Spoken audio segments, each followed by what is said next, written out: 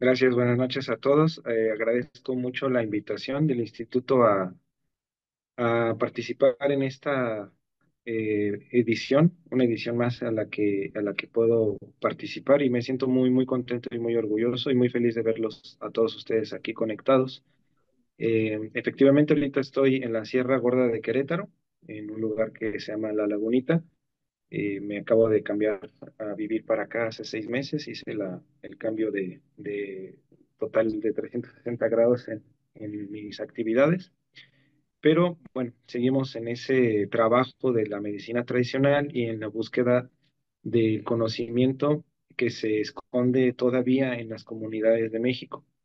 Así es por eso que le hemos puesto el nombre al taller, Saberes que Resisten, porque metafóricamente yo lo veo como cuando vemos los campos en la época de sequía, los cerros que se ponen secos, que las plantas desaparecen, que a lo mejor parece que ya no tienen vida, y que cuando llegan las lluvias empieza a renacer y empieza a florecer otra vez la vida y plantas que a lo mejor pensábamos que ya no estaban ahí. Lo mismo es con la medicina tradicional, con la memoria viva. Esa memoria viva vive en nuestras abuelas, en nuestras mamás, que tienen los remedios, el conocimiento de tal o cual hierbita que usan para remedio del estómago, del corazón, de una herida o cualquier situación de este tipo, ¿no? Pero también quiero en este taller abordar más la parte de que la medicina tradicional no es meramente el conocimiento de las plantas medicinales, sino también algo más integral, como también los abuelos que tienen el conocimiento de cuándo sembrar, del conocimiento de cuándo son los momentos correctos para hacer su trabajo en el campo, también de las comunidades que hacen sus fiestas y sus eventos, que tienen una razón y un porqué de ser. La organización comunitaria, es decir, cómo se organizan esas comunidades para poder sobrevivir y subsistir juntos, así como todo lo que está escondido de los conocimientos de la medicina tradicional en sus comidas y en sus lenguas, y como también en su cosmovisión. Es bien importante tener este panorama amplio de la medicina tradicional porque generalmente se acostumbra a entender solamente una pequeña parte sin abordar todo lo demás. Y es con esta visión de la salud integral que podemos decir que la salud es un proceso de equilibrio. Es un proceso de equilibrio profundo que incluye el equilibrio en el cuerpo, mente y espíritu. Y esto lo podemos ver en diferentes expresiones de la medicina tradicional, porque yo entiendo que la medicina tradicional es, imagínense que el conocimiento y los saberes de la medicina tradicional se encuentran en una nube, por así decirlo, donde está esa información contenida en nuestras regiones, en nuestros espacios, en las montañas, en los ríos, en los valles. Ahí está la información. Entonces, las comunidades y las culturas que logran conectarse con ese conocimiento pueden descargar esa información de la medicina tradicional y entonces con esa su propia forma. Esto se ve mucho, por ejemplo, en el mismo concepto del equilibrio. En las medicinas tradicionales, el equilibrio es lo más importante. Eh, es lo que nos mantiene en salud. Por ejemplo, el concepto del Ometeotl, que es la fuerza dual divina, que, que, que representa el frío, el calor, la noche, la oscuridad, eh, todos esos, el hombre, la mujer, todas esas partes con diversas. Lo mismo se puede ver en el concepto del yin y yang en la medicina tradicional china o en los conceptos del bata, pita y kapha en lo que es la medicina ayurvédica o en la misma medicina científica, la palabra homeostasis, que quiere decir el equilibrio. Entonces, como pueden ver, es el mismo concepto, la misma idea, pero visto y percibido desde diferentes ángulos, pero al final de cuentas es lo mismo.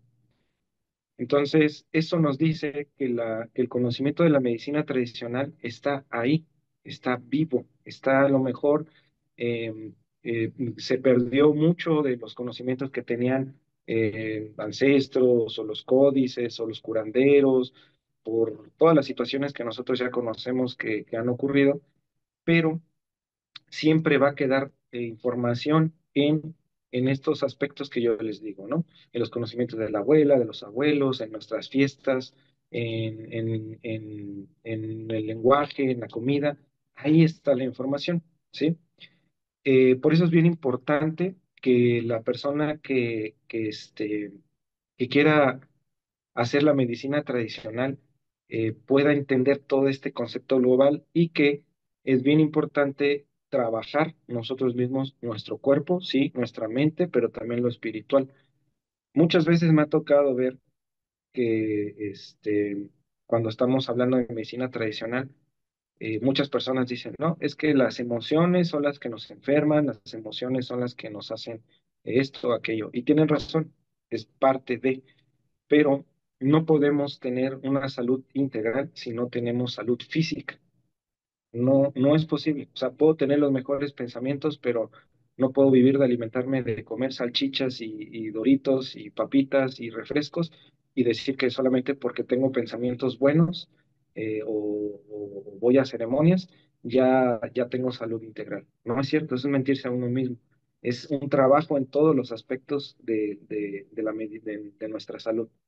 Y lo mismo pasa, ¿no? O sea, puedo alimentarme perfectamente, hacer ejercicio, pero tener sentimientos oscuros o negativos y por ende, pues tampoco voy a tener una salud integral.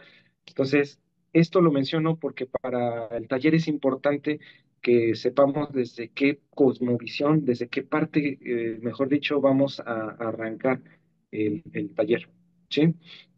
Entonces, esto nos dice que nosotros somos seres cosmovivientes. ¿Qué quiere decir que somos cosmovivientes? Que todo los fenómenos que ocurren en la naturaleza, en el mundo, nos van a influenciar a nosotros, nos van a beneficiar o a perjudicar.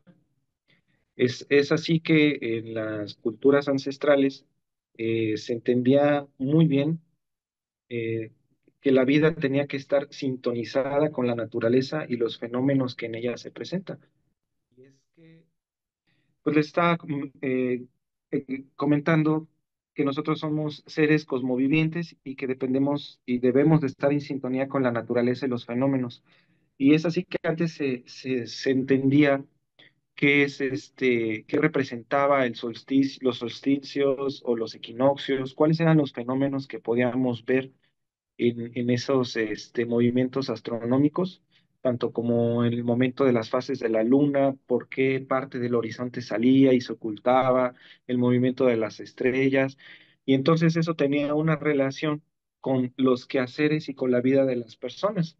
No es nada más, perdón por decirlo, pero últimamente pues ya bueno, entonces la intención es que entendamos eso, ¿no? Que somos dependientes de todos los fenómenos que ocurren y que cada fenómeno va a determinar el proceso de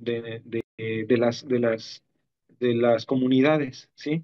Sabemos cuándo es el momento de la siembra, cuándo es el momento de la cosecha, cuándo es el momento de tal o cual ceremonia.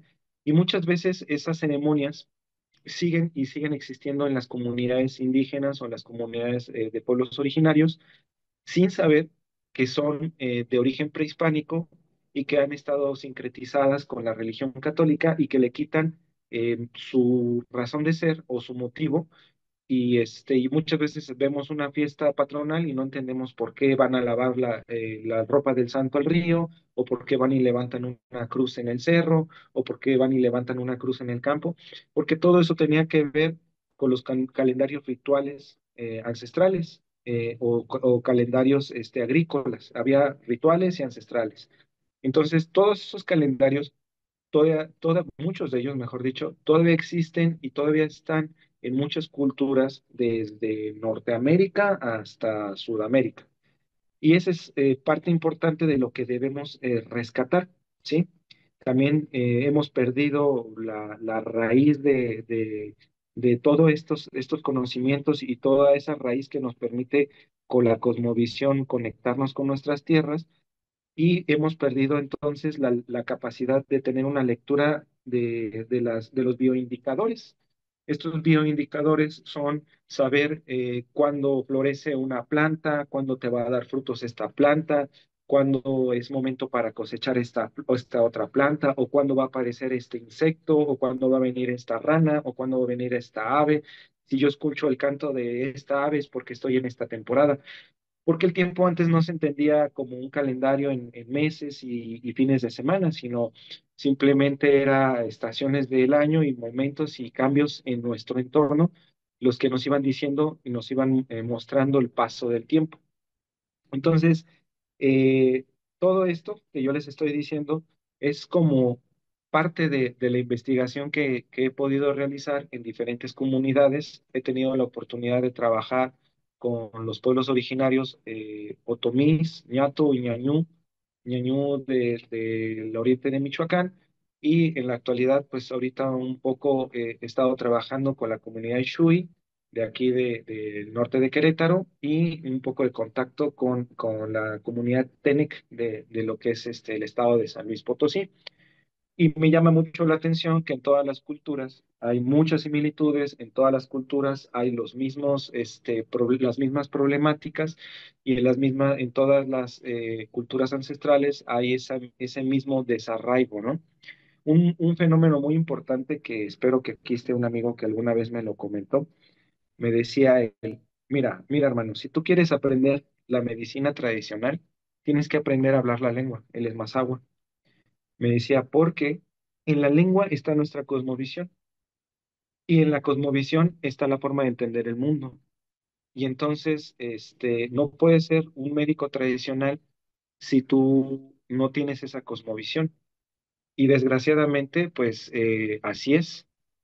Hay gente que incluso es hablante de algún idioma, como el mazahua, el otomí o lengua, y hay esa cuestión que se ha repetido todas las lenguas que yo he escuchado. Hay, no falta quien me diga, ¿sabes qué? Esta palabra no la puedo expresar en español porque pierde sentido. Y es que la lengua es muy poética y la lengua es conectada con su entorno. Y generalmente el idioma que nosotros hablamos ya no tiene esa conexión, ya no tenemos ese arraigo y eso es uno de los procesos que causa problemas de enfermedad, porque ahí está lo espiritual. Si nosotros no tenemos una conexión con nuestro cosmovisión y con el universo y con nuestra comunidad, vamos a padecer de problemas de espiritualidad. Y entonces ahí es donde vamos a estar cayendo en adicciones, en problemas de emociones, de sentimientos de abandono, sentimientos de falta de pertenencia, de desvalorización y todas esas situaciones que nosotros estamos viendo. Y si ustedes se fijan, todos esos procesos de enfermedad se encuentran en mayor grado, no quiero decir que las comunidades no pase, pero en mayor grado se encuentra en las ciudades. Y en estas comunidades, por desgracia, como en las de mi tierra michoacana, hay un proceso de mucha migración a los Estados Unidos. Y entonces, justamente antes de llegar aquí, fui a dar un taller y hice un canto que ahorita se los voy a mostrar. Hice un canto y estaba una persona ahí que estaba fumando marihuana. Yo no tengo ningún problema con eso. Yo se me senté y él estaba en lo suyo, yo en lo mío. Me puse a cantar a mi corazoncito y ya cuando me iba, esta persona se me acercó y me dijo, oye, ¿qué haces, no? ¿Qué es esto? ¿De qué se trata? Y ya le empecé a hablar, le dije, oye, pues vete a los talleres, vamos a cantar, vamos a hacer danza, vamos a hacer poesía, vamos a aprender de plantas, vamos a aprender de terapias. ¿Qué onda? ¿Te vienes? Y entonces él empezó a decirme, empezó a hablarme y hablarme de sus problemas sin conocerme. Oye, ¿sabes qué? Pues tengo este problema, me está pasando esto, me siento desconectado porque pues en Estados Unidos todo el mundo se va para allá y empiezan a vivir la forma gringa y llegamos aquí, ya no nos entendemos. Entonces, ese proceso de desconexión con su comunidad se siente, ¿no? Y entonces caen en problemas de adicciones. Él mismo me decía, no, pues yo sé que no estoy haciendo bien, me siento mal, pero pues escuché tu canto y me animó y me gustó y me interesa. Y le digo, vente, vamos a cantar, vamos a temazcal, vamos a hacer esto, vamos a hacer el otro. Entonces, lo que trato de decir que esta es una herramienta para poder ayudar a nuestras comunidades, para poder trabajar con las personas que más lo necesitan, porque la medicina tradicional le va a llegar más y le va a tocar más profundo a las personas que más lo necesitan. Em, entonces, en el taller vamos a ver los cuatro pilares los cuatro pilares de la medicina tradicional, que eso me lo enseñó un abuelo de allá de Zitácuaro, me decía, mira, la medicina tradicional tiene cuatro pilares, que es la herbolaria, que incluye todos los remedios herbolarios, el temazcal, la danza y el canto o poesía. Ajá. Y entonces, eh, tenemos que el canto y la poesía, si ustedes se han fijado, los rezanderos es una forma de medicina con palabra o canto. Los cantos que se hacen en diferentes ceremonias, ya sea fúnebres, ya sea de celebración, ya sea de formales o lo que sea, hay canto, ¿no? Porque el canto es medicinal. Igual la danza, hay diferentes expresiones de danza, hay danzas otomís, hay danzas mazahuas, hay danza del venado en el norte, hay danza del sol en las comunidades Dakota, hay danzas ceremoniales en Colombia. Hay miles de formas. Y también está la danza prehispánica, la danza de concheros, ¿no? Que también mi maestro, el abuelo, me decía, la danza es la meditación en movimiento. Si tú quieres meditar, una forma de meditar es en el movimiento. Cuando tú danzas, te conviertes en el agua, te conviertes en el fuego, te conviertes en la tierra, te conviertes en el maíz, te conviertes en el venado, te conviertes en el guerrero. Es decir, es un trabajo espiritual que hacemos en movimiento. Y lo que es el temazcal, bueno, pues, ¿qué podemos decir del temazcal? Simplemente es una de las medicinas más completas que existe en el mundo y que trabaja con los cuatro elementos. Trabaja con el agua, el aire, el fuego y la tierra, ¿no? Entonces, lo que tratamos de hacer en este taller, o lo que yo pretendo hacer con este taller, es empezar a formar personas que tengan la capacidad de poder descubrir en sus lugares, en sus comunidades, todo ese acervo de medicina tradicional que está escondido, que está latente, que está resistiendo, esos saberes que resisten y que está en la memoria viva de de nuestra gente, de nuestras comunidades. Simplemente ahorita que estamos, por ejemplo, en temporada de lluvias, ustedes se van a dar cuenta que va a aparecer muchas plantas medicinales, y muchas veces no sabemos que tenemos una planta medicinal abajo de nuestros pies. Simplemente buscamos la medicina en otro lugar y en otras plantas que nos dicen, pero no investigamos sobre las que tenemos nosotros. Y entonces, eso es un trabajo que hacemos en este taller, aprender qué plantas tienes a tu disposición en tu entorno y qué conocimiento tiene todavía esa gente sobre esas plantas medicinales, y al mismo tiempo usar herramientas modernas y científicas para poder hacer una investigación más amplia de estas plantas.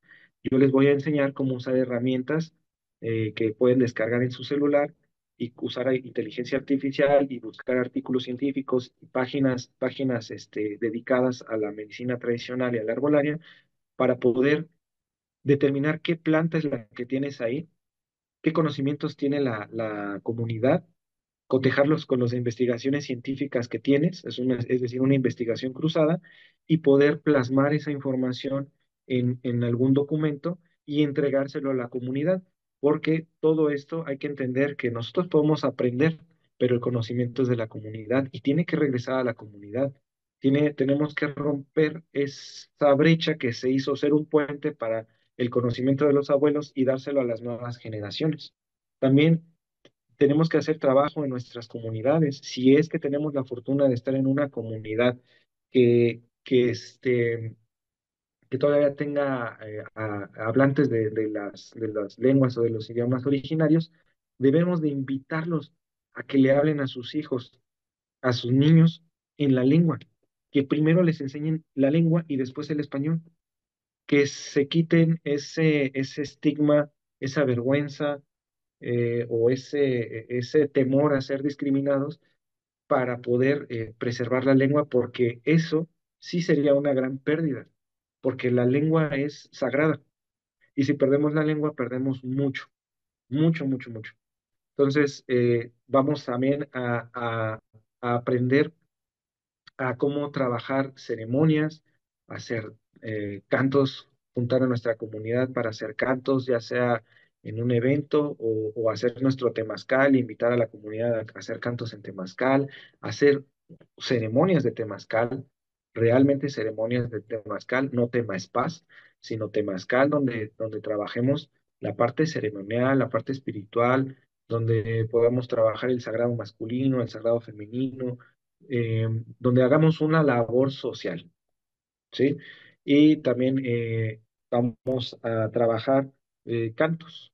Yo voy a compartir cantos que he tenido la fortuna de poder aprender en ceremonias, porque es parte importante de la persona que quiera hacer medicina tradicional. Tiene que estar participando en las ceremonias y eso va a un punto importante también, que es que vamos a trabajar las nuevas expresiones de la medicina tradicional, porque es imposible que una persona como yo, que soy de ciudad, que no soy de pueblo originario, que no hablo la lengua, pueda ejercer una medicina tradicional como la hacían los abuelos. Puedo tener nociones, puedo tener la idea, pero nunca va a ser igual. Y eso está bien, porque la medicina tradicional es un fenómeno vivo. Nunca va a ser ni la danza, ni los cantos, ni nada de expresión de la medicina tradicional. No va a ser estático. Siempre está en constante cambio, siempre está en constante renovación. Entonces, es bueno que nosotros podamos darle nuestro enfoque para poder hacer una medicina tradicional. Lo importante es que conozcamos esos principios, esos valores de la medicina tradicional para poder trabajarlos en nuestras comunidades como nosotros lo podamos hacer. Entonces, un médico tradicional tiene que ir a ceremonias y hay muchas ceremonias que todavía persisten. Hay muchas tradicionales que tratan, que han sido guardadas por los abuelos y se ha tratado de guardar las formas lo más posible sin cambiar ni un acento de los cantos, ni un toque, ninguna forma. Son así como deben de ser y son muy estrictos. Por ejemplo, los temazcales del oso, la danza de osos y lobas, la danza del sol, la búsqueda de la visión. Y hay otras ceremonias, bueno, en Sudamérica está la ceremonia del mambe, la ceremonia de la ayahuasca, del yopo, del capi, eh, en más modernas, ya más modernas, pues está la ceremonia del cacao, de las ceremonias de la danza de la luna, la danza de la tierra, pero que sirven y que cumplen su función. Y entonces debemos de ir a aprender, debemos ir a vivir, debemos ir a trabajar en nosotros para poder ayudar a los demás. Y la idea es que nosotros, un punto digamos, algo muy importante que debemos de saber es que países como China tienen un sistema de salud muy eficiente porque lo que hizo fue darle su lugar a su medicina tradicional. Es más, Mao Zedong, creo que sí era Mao Zedong, no me acuerdo, eh, el presidente o el dirigente de China durante los años 50, 60, 70, este, ordenó que los médicos convencionales, médicos digamos, de medicina alópata y científicos investigaran sobre la medicina tradicional y encontraran los principios científicos que tenía detrás la medicina tradicional china. Y entonces en la acupuntura se descubrió por qué y cómo, y entonces en vez de adaptarse la medicina tradicional a la medicina convencional, fue al revés. La medicina convencional se basó mucho en la medicina tradicional. Lo mismo debería ser México. México tiene una medicina tradicional amplia y vasta, y por desgracia, el positivismo científico que tenemos los médicos, que cada vez es menos, pero está presente en el que no creemos en nada de lo que no podemos ver en un artículo científico y demostrar. Bueno, esa es una barrera que impide que nuestro sistema de salud pueda integrar la medicina tradicional de una forma real. Pero más que eso, yo creo que el enfoque más bien debería de ser que esta vez la medicina convencional se sincretice con la medicina tradicional, es decir, que la medicina tradicional sea la medicina, perdón, la medicina convencional sea la que se adapte a la medicina tradicional. Y eso debería de ser así. Los médicos deberían de estar formados en conocimientos de medicina tradicional primero y después en medicina científica. Eso daría otro enfoque que permitiría darle su lugar a la medicina tradicional. Y eso es lo que estamos en este taller formando. Gente que tenga ese enfoque para que pueda servir en un sistema de salud que sea así. Entonces, pues vamos también a hablar de los retos que tenemos que enfrentar en nuestras comunidades para poder lograr estos objetivos. Eso sería a grandes rasgos lo que vamos a ver en el taller, de qué se trata. Me gustaría, bueno, te paso el micrófono, Tona. No sé si va a haber preguntas y respuestas o cuál va a ser la dinámica. Muchísimas gracias, maestro. Muchas gracias por compartirnos toda esta información, todos estos saberes tan importantes. Y abrimos el micrófono para que si hay alguien que le gustaría hacer alguna pregunta o algún comentario sobre lo que el doctor nos acaba de compartir, pues adelante.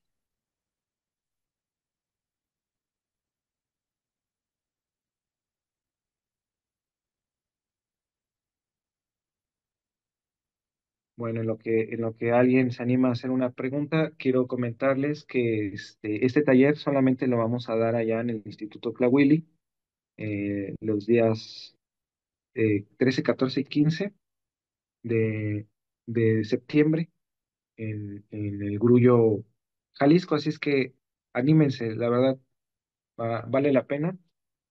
Y yo creo que sería muy bonito poder armar un movimiento en el que podamos trabajar la medicina tradicional de otra forma en nuestras comunidades. Gracias, maestro. Sí, José Pablo, adelante. Hola, buenas noches. Hola. Eh, Mi pregunta bueno, me parece muy interesante el contenido del taller. Este, bueno, yo estudio fitoterapia y herbolaria, y bueno, es mi punto de vista, ¿verdad? Que la medicina tradicional está basada en su mayoría en las plantas medicinales. Además de todo Sí, este enfoque de la medicina tradicional, pues su cosmovisión, ¿no? Eh, sí, su cosmovisión, su cultura, de dónde viene, cómo se interpreta la enfermedad, cómo se interpreta la salud de la medicina tradicional, de varias medicinas tradicionales, eh, y principal es la medicina tradicional de nuestro país. Este, pero considero que su fundamento o digamos, eh, lo que tiene mayor sustento es pues la herbolaria. Sin embargo, la herbolaria todavía no tiene este sustento científico o no hay todavía estudios suficientes que la hagan robusta, que la hagan aplicable, que la hagan como del uso común, sino que el uso de la herbolaria eh, y su fundamento viene de la medicina tradicional, ¿no? Entonces, aquí la pregunta sería, aún así, la medicina, tomando en cuenta lo que comentaba al final, ¿considera que la medicina alópata se debería de adaptar a esa parte de la medicina tradicional o más bien al revés, ¿no? Porque, bueno, yo pensaría que sería darle ese sustento a la herbolaria, ¿no? Muchas de las plantas medicinales se utilizan sin un apropiada estudio farmacológico de la planta, ¿no? Cuánto tiempo, cuál va a ser su dosis respuesta, etcétera. Y ni siquiera hay información suficiente para conocer cómo se comporta una planta. Entonces, mi pregunta sería esa. No sé si me di a- Creo que sí, José Pablo, y es muy buena pregunta, muy buena pregunta. Mira, yo antes de ser médico tradicional soy médico alópata, es decir, soy médico cirujano y partero. Y entiendo, tienes un buen punto en que es lo que debe de hacerse al integrar la medicina tradicional con la medicina convencional. La medicina convencional debe de creer en el poder de las plantas medicinales y ya existen muchos artículos científicos, muchos más que antes, y sí, falta mucha brecha que investigar, pero em, ahí en la práctica te encuentras cosas que con esto que mencionábamos del positivismo científico, te limita al momento de practicar la medicina tradicional. A veces es cuestión de creer. Yo, por ejemplo, en donde no puedo dejarme ir como gordo en tobogán, es cuando yo sé que una planta medicinal que se está usando tiene toxicidad comprobada. Ajá. Entonces, en estos casos me cuesta trabajo, eh, ¿cómo decirte? A ver, te voy a poner un ejemplo. Una planta que se llama tumbabaquero es una enredadera que crece en los campos. La raíz se usa para, para problemas musculares, tipo Valium, cuando hay así mucha tensión muscular y cuando está así muy adolorida la persona, le das tumbabaquero y relaja los músculos. Pero esta planta es tóxica, muy tóxica. Si tú la consumieras en altas dosis, te puede matar, pero en bajas dosis te hace ese efecto relajante. Entonces, ¿te acuerdas lo que decía Paracelso? Decía, el veneno está en la dosis. Entonces, si yo leo artículos científicos, me va a decir que esa planta es venenosa y no me lo va a recomendar. Y tuvo que existir un proceso milenario para poder hacer ese ensayo de error y que por supuesto hubo a lo mejor pérdidas o hubo daños para entender cómo usar esa planta. Ajá. Que se usa en microdosis, se puede usar en tintura y no hay tanto riesgo, no hay riesgo, al menos en la microdosis, ¿no? Lo mismo hace la homeopatía, ¿no? Una rebaja las sustancias o los agentes activos, digamos, hasta una dosis infinísima que pues ya prácticamente no hay materia, solamente energía, ¿no? Que ese es el principio que hace y tiene su efecto. Entonces, mucha gente no daba por hecho o no daba, no valoraba o no le daba validez, mejor dicho, a la medicina homeopática porque decían, no hay materia, es pura energía y cómo la energía va a curar. Y sin embargo, se ha demostrado que sana, sea por lo que sea efecto placebo, sea por la energía, pero sana, ¿sí? Entonces, ese es un conflicto. Ahora, un ejemplo que yo te puedo dar donde sí la medicina convencional se puede adaptar a la medicina tradicional y que sea su respaldo es en la partería. En el parto, yo como médico te puedo decir hay una cantidad de negligencias y iatrogenias en los hospitales en el momento del parto. Y muchas veces yo llegué a una partera porque cuando yo empezaba a atender consulta privada, me llegó una muchacha con un problema de un bebé atravesado. No es cierto, era un parto complicado, no podía salir el bebé por el tamaño. En el hospital la rechazaron. ¿Y sabes dónde se fue a atender? Con una partera. Y sacó la bronca. Y así me puse a investigar y muchas parteras sacan la bronca que los médicos no quieren sacar y que los médicos no saben. Y yo soy médico cirujano y partero y no sé tanto como una partera, porque ella se dedica a eso y ese conocimiento se lo transmitió generación tras generación, tras generación, tras generación, de las plantas que usan para inducir el parto, para cerrar, para evitar el sangrado, para sacar la placenta, para animar al niño, para darle vitalidad a la mamá. ¿Sí me explico? Entonces, ahí el que lleva el conocimiento es una medicina que tiene miles de años sobre una medicina que tiene 250 años. Entonces, ahí sí valdría la pena que, como hicieron otros países, como por ejemplo Argentina, que incluyó a las partes, en vez de perseguirlas y excluirlas, las incluyó en sus sistemas de salud. ¿Y qué crees? Bajó la muerte neonatal y la muerte materna.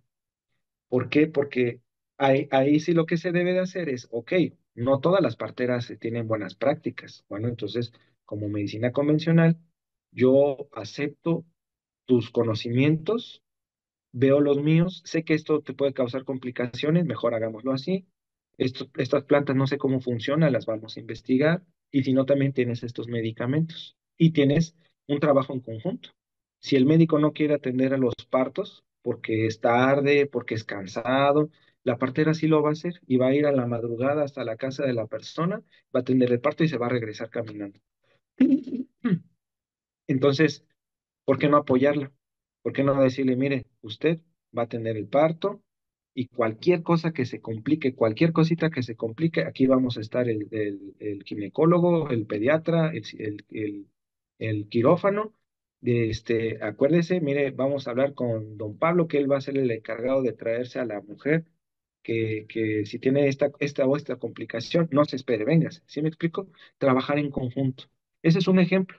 Y sí habrá cosas que, pues, por ejemplo, la medicina, pues, la medicina convencional llevará la mayor parte y la menor parte de la medicina tradicional. Pero es como ir buscando eso, ¿no? Pero sí estar abiertos a que haya ese proceso. No sé si contesté tu pregunta, José Pablo. Sí, sí, sí, claro. Muchas gracias, doctor. No, con gusto. Qué gusto que estés por acá.